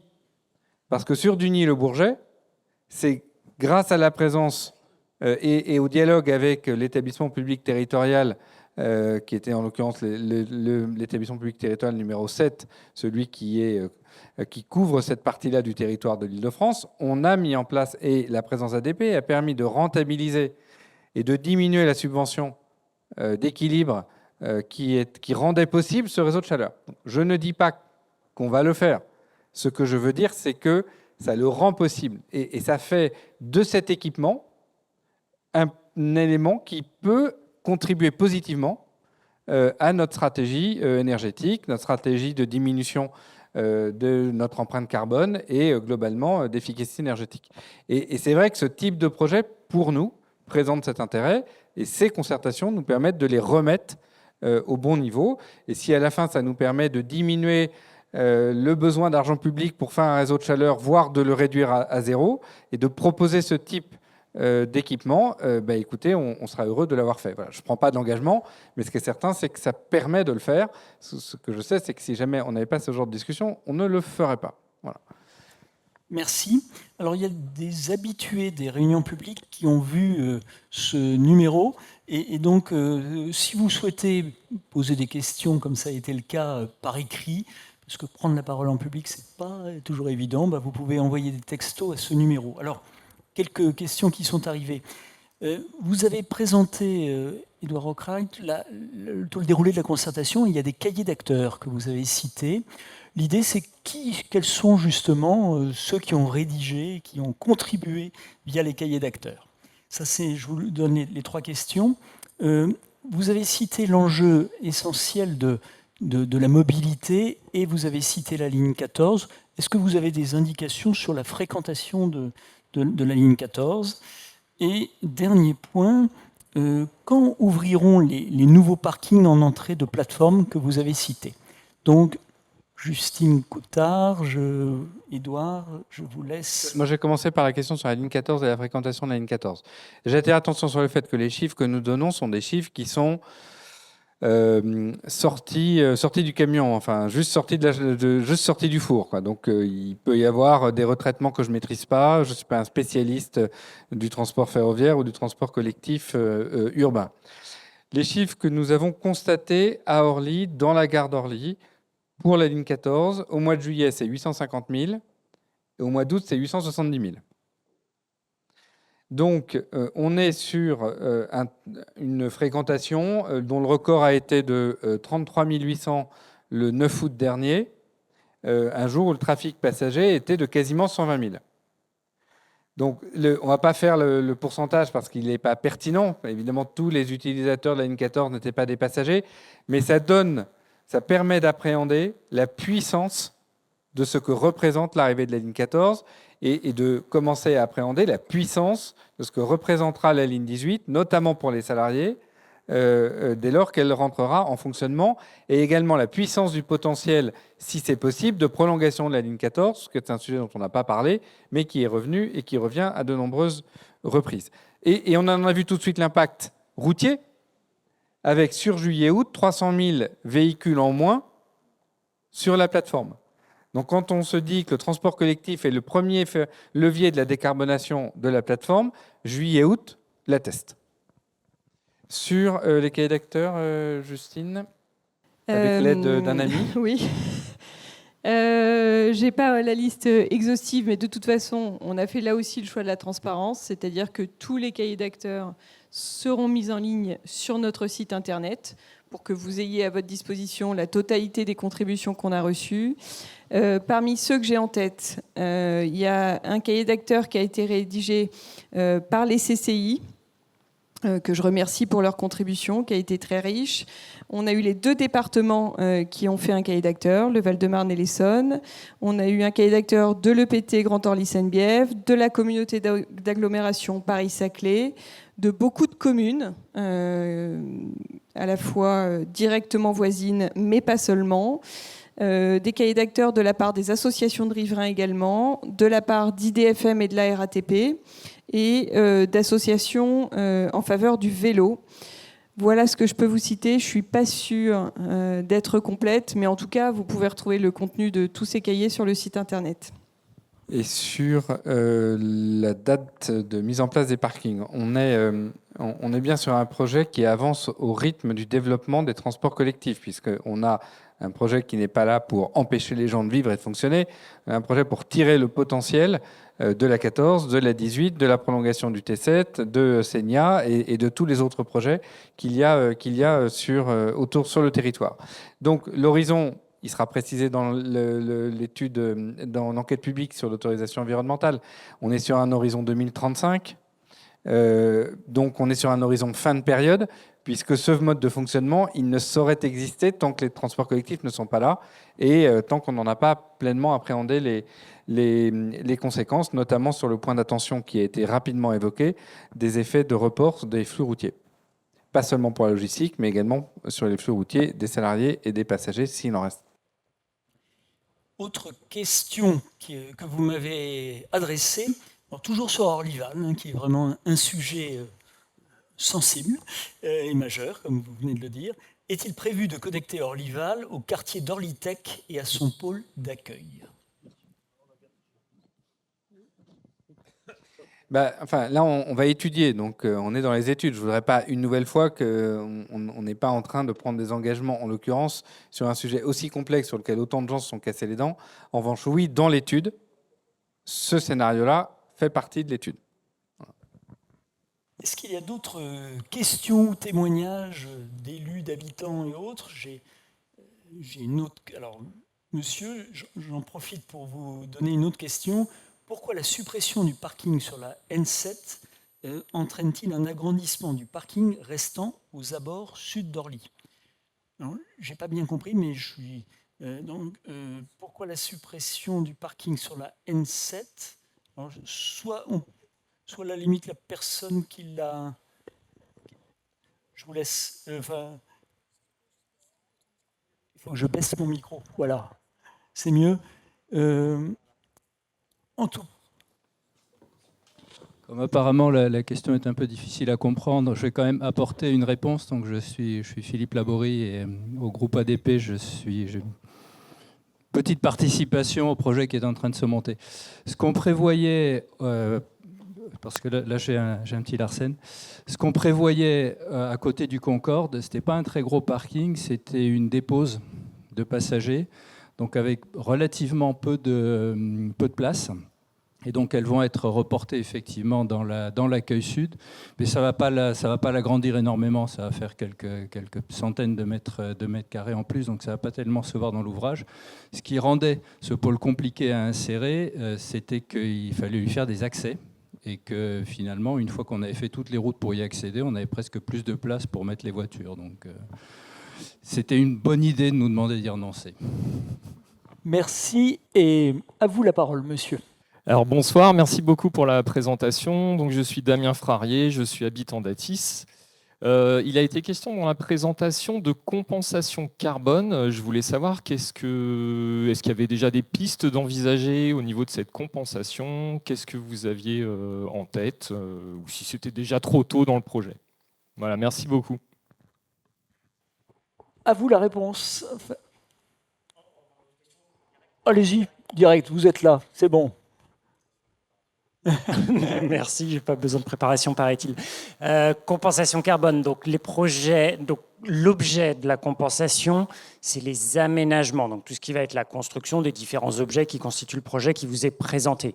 On ne parle pas des émissions de CO2 du quotidien qui, elles, sont déjà complètement couvertes par ailleurs. La nature des projets de compensation n'est pas encore définie. On est en train de lancer des consultations pour contractualiser des marchés. Il y aura différents types de projets. Alors, il y a un dénominateur commun, c'est l'exigence de qualité sur les bénéfices environnementaux et les co-bénéfices qui peuvent être également environnementaux sur de la biodiversité, mais également sociaux sur différentes considérations. Ça, c'est le dénominateur commun de toutes nos consultations et de tous les projets de compensation qu'on voudra sécuriser. Et après, en termes de localisation, là, on est ouvert. Donc, on envisage aussi bien des projets dans différentes géographies et avec quand même quelques garde-fous, hein, bien évidemment. Il y a des pays avec lesquels, pour des raisons éthiques et compliance, on ne travaillera pas. Et complété par quelques projets beaucoup plus locaux. Alors, je me permets néanmoins, surtout s'il y a des juristes dans la salle, de mettre des guillemets autour de locaux, puisque c'est un terme qui est impropre et non défini. Donc, voilà, on va travailler plus précisément sur la nature de ces projets additionnels qui viendront compléter le portefeuille. Donc, en cours de contractualisation. Merci. Alors, autre question. Il y en a plusieurs qui arrivent. Alors, il y en a encore une sur Orlyval. Pourquoi ne pas relier Orlyval à Massy TGV? Mais je pense que vous allez dire la même chose que ce que vous avez dit précédemment. Massy TGV. Je vais peut-être pas le dire aussi de la même manière, en fait. Bon, ça fait pas Là, partie des ça commence à devenir à tirer l'imagination un peu loin. Il y a la ligne 18 qui arrive. Honnêtement, je ne suis pas certain que ça soit une bonne idée de prime abord. Voilà, c'est une réaction spontanée. Eh bien, merci d'y avoir répondu. Autre question, ça arrive bien. Bonsoir, peut-on imaginer un jour de pouvoir se rendre à Orly au départ de Morangis sans avoir à prendre 2 lignes de bus et une ligne de tram, sans voiture? Donc, je vois que la mobilité, qui est ressortie comme l'un des principaux thèmes des débats... Madame la maire, la réponse s'appelle la 14. Voilà, alors, j'ai pas dit sans voiture. Sans voiture? Oui, sans voiture. Oui, mais bon, enfin, voilà, je pense qu'il y a un certain nombre de voix qui s'élèvent depuis quelque temps pour dire la 14 s'arrêter à Orly, c'est regrettable. Et donc, cette question est une illustration de plus qu'il y a un besoin. Voilà, et que si on a un axe nord-sud, c'est pour qu'il se aille au sud. C'est pas pour qu'il s'arrête au milieu. Moi, je voulais dire d'ailleurs un point important sur une concertation de ce type, c'est que beaucoup de choses qui ont été dites ne dépendent pas de vous. Mais en revanche, c'est vrai aussi que justement tout ce qui a été dit est transmis à vos partenaires publics avec lesquels vous travaillez. Et vous avez rappelé, Édouard Arkwright, à quel point vous étiez impliqué dans bon nombre de projets qui ne dépendaient pas de vous, mais que vous accompagniez de par vos réflexions ou accompagnements. Non, mais sur ce point-là est important et merci de le rappeler, mais si on passe son temps à dire c'est pas nous, il ne faut pas s'étonner qu'après il y a un sentiment d'impuissance publique. Donc notre responsabilité comme intégrateur de cette plateforme, aux côtés de tous ceux qui sont là, c'est justement d'après de se retourner vers les uns et les autres. Et si jamais le fait de se retourner ne suffit pas, de râler, d'être vocaux, voilà, d'essayer de faire avancer des projets parce qu'à la fin, on est convaincu de leur utilité. Justine. Et d'ailleurs, comme me le rappelle très justement Anne-Laure, on voit IDFM dans 2 jours pour travailler sur notamment la réutilisation d'Orlyval, mais c'est aussi l'occasion de se faire l'écho des différentes propositions et suggestions qu'on a reçues. Une question, une inquiétude. Il y a une question, une inquiétude. Oui, monsieur le maire. C'est pas une question, c'est une proposition. Puisque vous voyez IDFM dans 2 jours, pardon. Dans 2 minutes. C'est mon souhait. Et voilà Valérie Pécresse. Et je pense que Nathalie Hayet, la maire de Paris-Vieille-Poste, pourrait se joindre à moi, suggérer l'heure tout simplement d'accélérer la mise en œuvre d'une tarification cohérente pour la ligne 14 au sud pour les non-détenteurs de Navigo qui doivent payer plus de 11 € aujourd'hui et 13 € le 1er janvier. Voilà, on nous dit qu'il y a un délai incompressible de plusieurs mois, ce qui est parfaitement incompréhensible. On vient de livrer une magnifique ligne de métro à Orly. J'espère demain jusqu'à Morangis-Paray. Et voilà, personne ne comprend aujourd'hui qu'on ne puisse pas utiliser cette ligne de métro. En tout cas, c'est prohibitif, le coût est prohibitif et dissuasif. Et qu'on ne serait pas à 850 000 aujourd'hui, on serait plus d'1 million chaque mois. Eh ben merci et ce sera relayé. On l'a dit à la presse ce matin avec Justine, puisque moi je l'avais entendu et à Orly et à Chilly-Mazarin. Voilà, on l'a dit à Laurent Props, on l'a dit à Île-de-France Mobilité dans toutes ses composantes, on va continuer à le dire. On est totalement convaincus. Hein. Une inquiétude qui est arrivée. Est-ce que Paris-Orly ne va pas devenir un aéroport low cost ?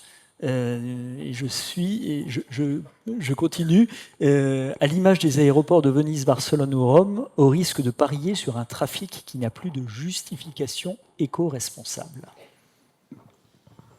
C'est un peu dur pour nos collègues européens, une balle perdue au passage.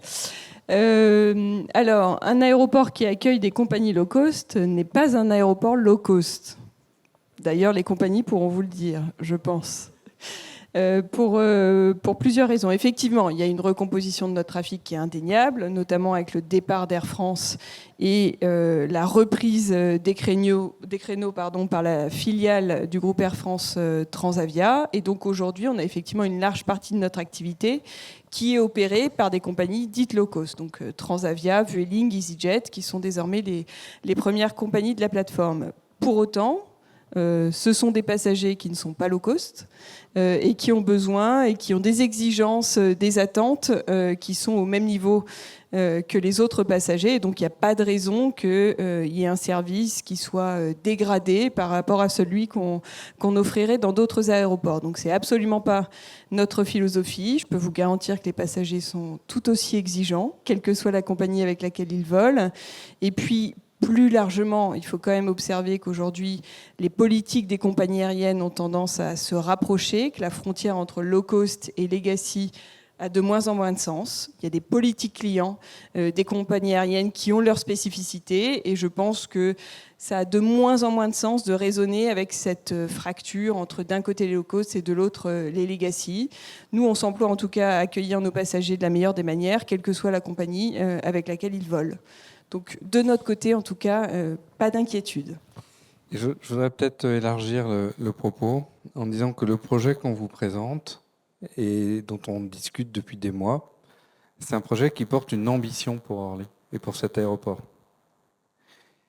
Il aurait été possible d'avoir un projet différent, qui est peut-être celui qui est en filigrane, non pas des balles perdues pour Barcelone et Venise, sur lequel il y a probablement marqué sur tourisme, mais qui est en fait un projet dans lequel on aurait fait vieillir cet aéroport. On aurait considéré que la 14 et la 18 se suffisaient à elles-mêmes et que, vu les perspectives d'évolution du trafic que je viens d'évoquer, on n'a pas intérêt à investir dans cet aéroport. Voilà. Le choix que nous portons, le choix que porte le groupe ADP, le choix que porte l'équipe que vous avez devant vous, c'est un choix d'une ambition pour Orly, dans lequel on considère qu'un aéroport comme Orly a des atouts absolument formidables pour être pleinement intégré dans son écosystème territorial avec les solutions de l'époque, pour reprendre une phrase de Michel Leprêtre. Un aéroport qui est capable d'être un vecteur et un porte-parole de ce que notre industrie peut se décarboner, mais dont la présence peut également avoir des effets positifs sur la qualité de vie de ceux qui y habitent. Et en plus, nous devons maîtriser les nuisances. Et c'est cette ambition-là qu'on porte. Ce projet-là, il représente des centaines de millions d'euros d'investissement pour le groupe ADP. Il est possible d'avoir un autre projet dans lequel on n'investit pas autant. Voilà. Donc la meilleure réponse à cette crainte, c'est finalement l'ambition sous-jacente à ce projet. Merci pour ces précisions. Alors, il y a un point que vous avez traité au début de votre intervention tout à l'heure. Avez-vous pu mettre en lumière des solutions pour réduire les nuisances sonores ? Vous avez rappelé que c'était un thème évidemment important pour vous.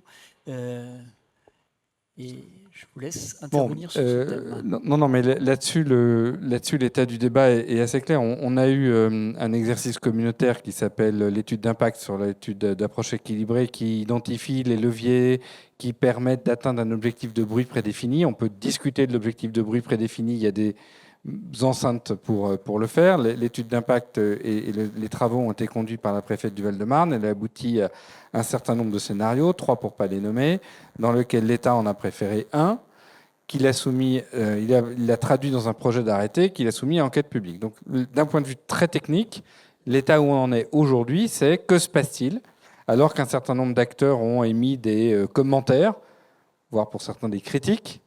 Que se passe-t-il sur ce projet d'arrêté? Est-ce que ce projet d'arrêté va au bout?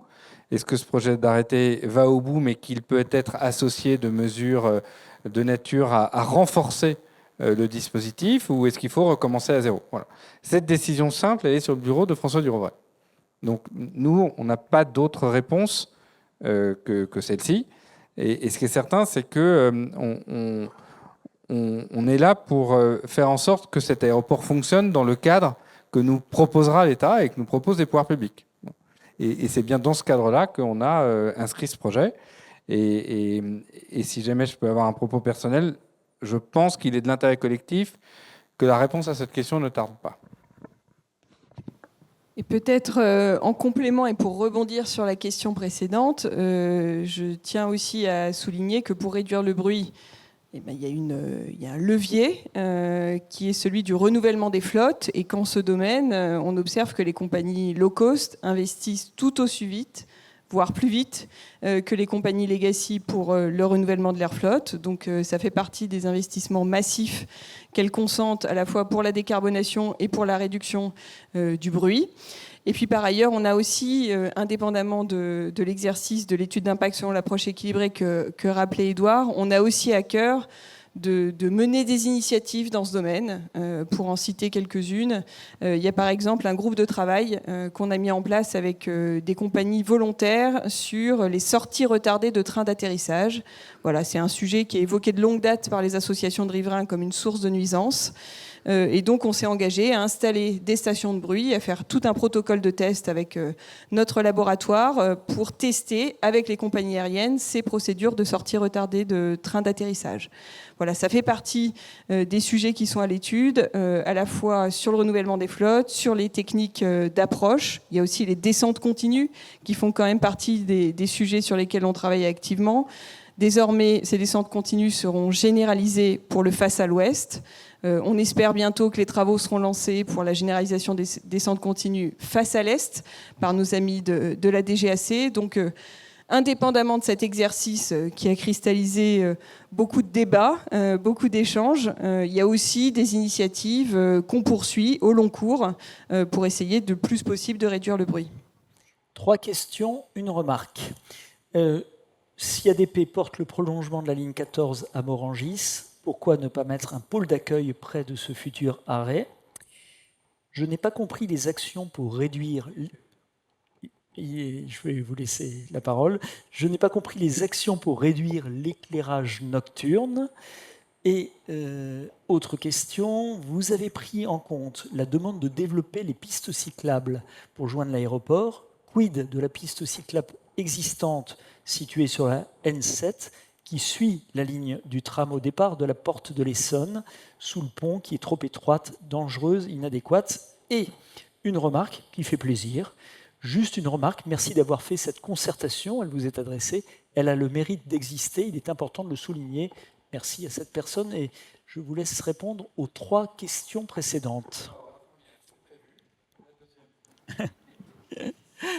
Alors oui, plus exactement, le pôle d'accueil est prévu dès lors que le prolongement de la ligne 14 sera confirmé. Donc ça fait vraiment partie de ce qu'on avait indiqué en filigrane dans le dossier de concertation initiale. Donc ça faisait déjà partie du projet initial que naturellement, dès que le prolongement de la ligne 14 serait confirmé à Morangis, on intégrerait un pôle d'accueil dans cette zone. Sur le sujet... Voilà. Sur les éclairages. Bonsoir à tous. Jérôme Leferron, je suis directeur des aires aéronautiques pour Paris-Orly. Alors c'est assez simple pour réduire les consommations et surtout le niveau d'éclairage. Le plus simple, c'est d'éteindre. Donc on va regarder toutes les situations dans lesquelles on peut éteindre. La deuxième façon de réduire ce niveau d'éclairement, eh bien, c'est d'abaisser en fait le volume d'éclairement. Donc on est déjà sur ces pistes-là. On utilise nos éclairages à hauteur de 80% de leur puissance maximum de façon habituelle. Quand les postes ne sont pas occupés, on descend à 40%. On mesure le résultat sur les postes avions et on engrange nos économies d'électricité par la même occasion. Je vais vous donner un dernier élément. Tous les éclairages côté airside, côté piste, sont tous des éclairages LED. Les consommations d'énergie ont été divisées par 2,5 depuis la mise en service de ces éclairages LED. Voilà. Donc on va continuer dans cette voie-là. Merci beaucoup. Bon, sur les pistes cyclables, notamment sur le sujet de la RN7. Donc, on a, vous le savez peut-être pour les utilisateurs du vélo, inauguré mi-septembre les pistes cyclables du nord d'Orly pour créer la continuité. Donc, le sujet désormais, c'est ce tunnel et notamment est-ce qu'on peut faire en sorte de ne pas avoir le Chaussy-Doux qui n'est pas extraordinaire et qui est dangereux pour les cyclistes. Alors, je vais être assez direct. On y travaille avec la DIRIF. Honnêtement, c'est très difficile. Voilà. Donc, on sait qu'il faudrait le faire. On a envie de le faire. On met toute l'énergie possible pour le faire. Mais comme de temps en temps, on a pris des engagements, là, je ne peux pas dire qu'on y arrivera. Pourquoi? Voilà. C'est quoi les contraintes qui sont portées par la DIRIF? C'est la largeur, enfin Nord si tu veux compléter, mais c'est la largeur de l'endroit est quand même extrêmement compliquée pour réussir à avoir une emprise au sol qui permette d'avoir une circulation cyclable en toute sécurité et non pas le Chaussy-Doux, pour ceux qui ne connaissent pas, c'est une zone partagée. Donc c'est une voie qui est partagée, vélo, véhicule à circulation apaisée. Donc voilà, c'est pas facile de faire la place pour du vélo tout seul. Mais vas-y, Anne. Non, mais je ne vais pas beaucoup compléter. Effectivement, il y a une largeur d'infrastructures routières sous les ponts et sous les aérogares qui fait qu'on ne sait pas faire cohabiter en largeur les véhicules et une piste cyclable plus sécurisée qui nécessiterait 3,50 m, voire 3 mètres de large au minimum. Et c'est vrai que de nos échanges avec la DIRIF, aujourd'hui, on n'est pas du tout optimiste sur le fait d'y arriver. Alors, Merci. Paris-Orly 2035, on en parlerait des heures. Et donc, on va prendre en effet les dernières questions avec vous. Et s'il y a d'autres mains qui peuvent se lever pour compléter votre remarque ou question, en tout cas, nous vous écoutons. C'est bon, ça marche. Ça marche. Lionel Favier. Il faut parler fort. Donc, je suis cycliste, justement. Toutes mes félicitations. Et membre de l'Association des usagers des transports. Alors, je suis heureux d'entendre que l'on parle de vélo, parce qu'il y a plusieurs formes de vélo.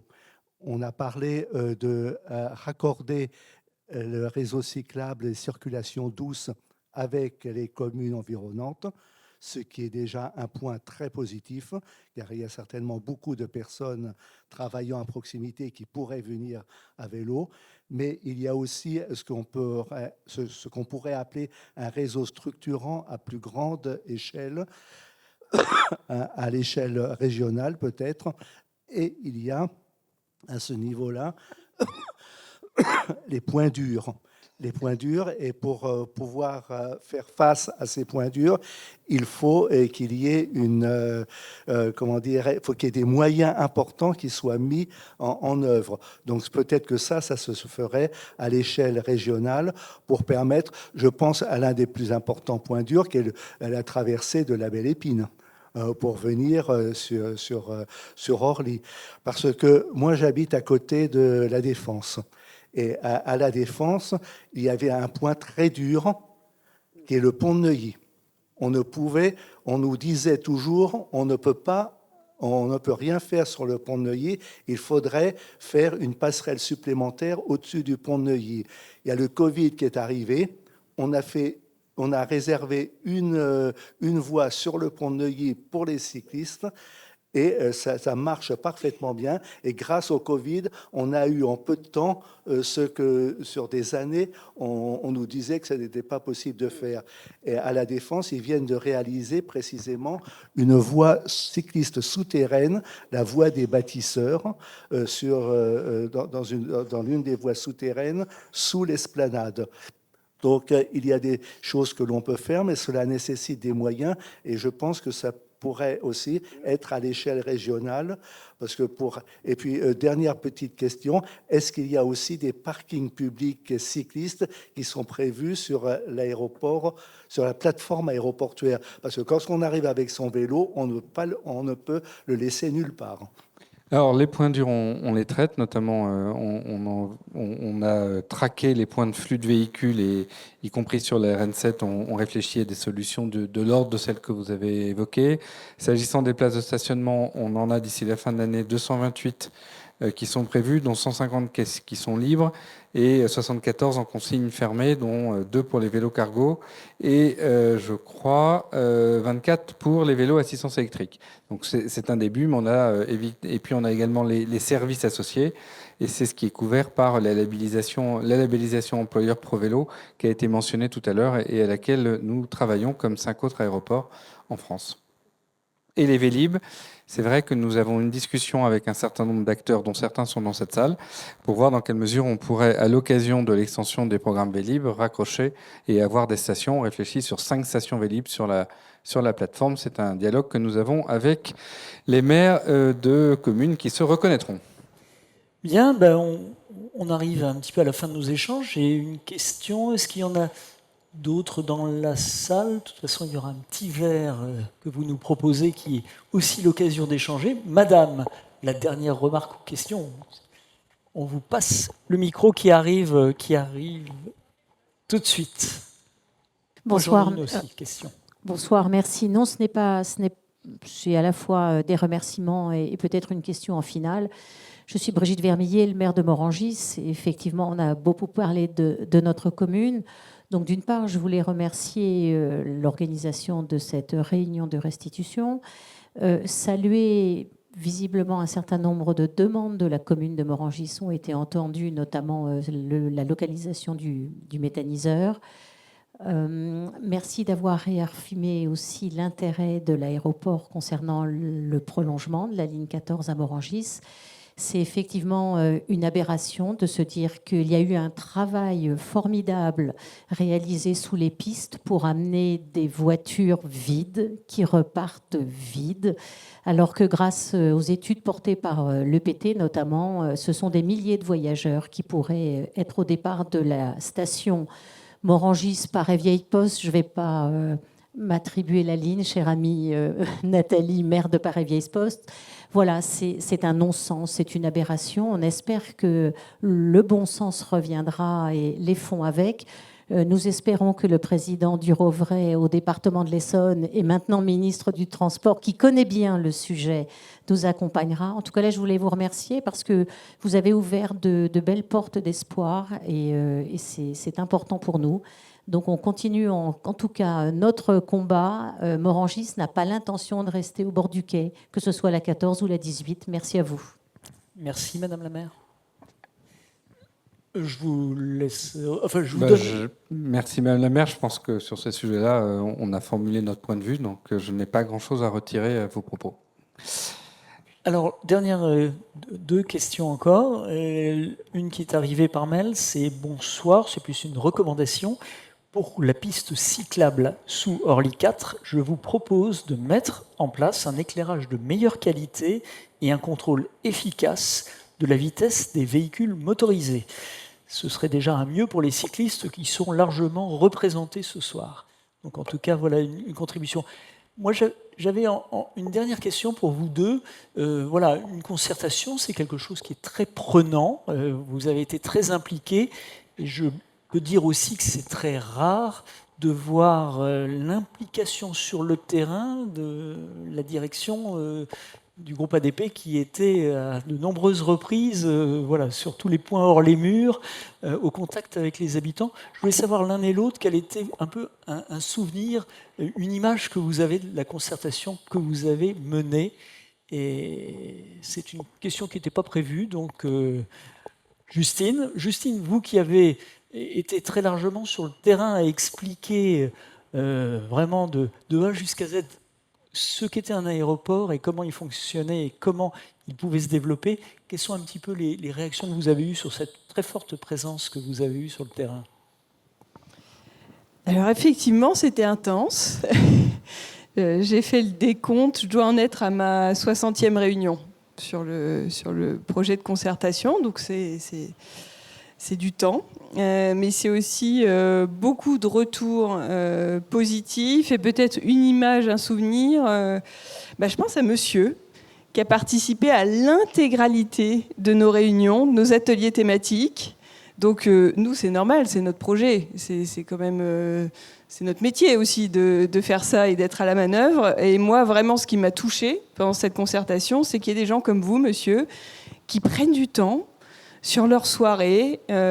Parfois, les réunions, les ateliers thématiques, ça pouvait durer 2 heures, 3 heures, qui participent à l'intégralité de ces échanges, qui formulent des propositions, qui rentrent dans le projet pour bien le connaître et pour pouvoir le faire évoluer toujours avec des propositions constructives. Donc, moi, je voulais rendre hommage à vous. Et puis, je sais que vous êtes plusieurs, certains que je n'ai pas forcément repérés dans la salle, qui ont été fidèles et qui ont vraiment participé à tous ces événements et qui nous ont fait un cadeau inestimable par leur présence et puis par leur participation active. Donc, moi, c'est sans doute l'image que je retiendrai. C'est qu'on a réussi à susciter l'intérêt des gens et surtout qu'on a pu bénéficier du temps et de la réflexion qu'ils voulaient bien nous consacrer. Donc merci pour tout ça.